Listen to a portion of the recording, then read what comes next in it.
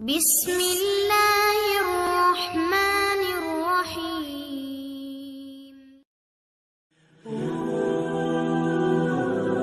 السلام علیکم ناظرین، آج ہم جس موضوع پر بات کریں گے وہ نہایت قابل غور ہے۔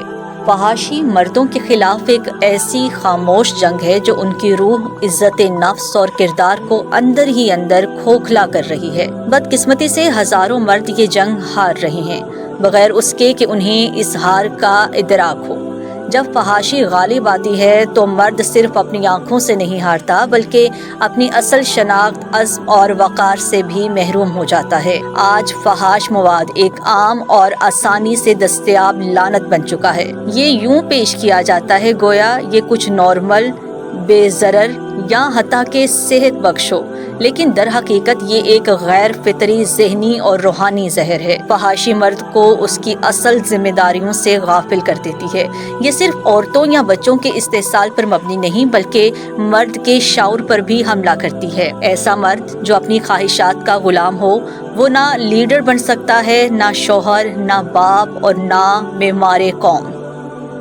اصل مردانگی اپنے نفس پر قابو پانے میں ہے۔ ذہنی غلامی اور خوش فہمی کا جال فحاش مواد ایک مصنوعی خوشی اور جھوٹی تسکین دیتا ہے، جس سے انسان کو لگتا ہے کہ سب کچھ ٹھیک ہے، جبکہ اندر ہی اندر وہ اپنی حرارت فکر، ارادوں کی توانائی اور مقصدیت کو کھو دیتا ہے۔ ایسا مرد زندگی میں محض ایک تماشائی بن جاتا ہے۔ جو مرد فحاشی کا عادی ہو وہ محبت کو صرف جسمانی تعلق تک محدود سمجھتا ہے۔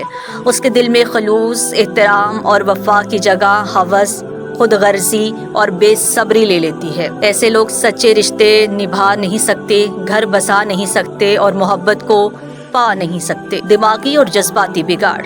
فحاشی دماغ میں ایک ایسے کیمیکل تبدیلیاں پیدا کرتی ہے جو جذبات کو بے قابو، سوچ کو الجھا اور انسان کو تنہا کر دیتی ہے۔ پھر وہ بار بار اسی دلدل میں گزرتا ہے اور یہ سوچ لیتا ہے کہ میں کبھی نہیں بدل سکتا۔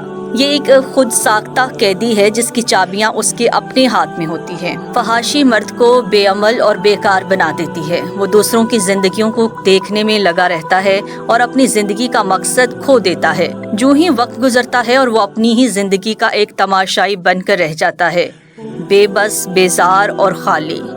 حقیقی شکست وہ ہوتی ہے جب انسان ہار مان لے، اور فحاشی وہ لعنت ہے جو انسان کو خود سے نفرت کرنے پر مجبور کر دیتی ہے۔ یہی وہ لمحہ ہے جب انسان اپنی ہار کو قبول کر لیتا ہے۔ کیا آپ واقعی آزاد ہیں؟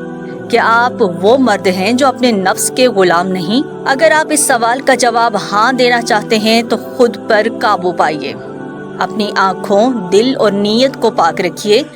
یہی حقیقی زندگی، یہی اصل مردانگی ہے۔ نیکی کی دعوت دیجیے۔ اگر آپ چاہتے ہیں کہ یہ پیغام کسی کی زندگی کو بدل سکتا ہے تو اسے آگے پہنچائیے، کیونکہ جو کسی کو نیکی کی طرف بلاتا ہے تو اسے وہی اجر ملتا ہے جو عمل کرنے والے کو ملتا ہے۔ جو شخص اپنی نظروں کی حفاظت کر لیتا ہے وہ دل کی پاکیزگی پا لیتا ہے۔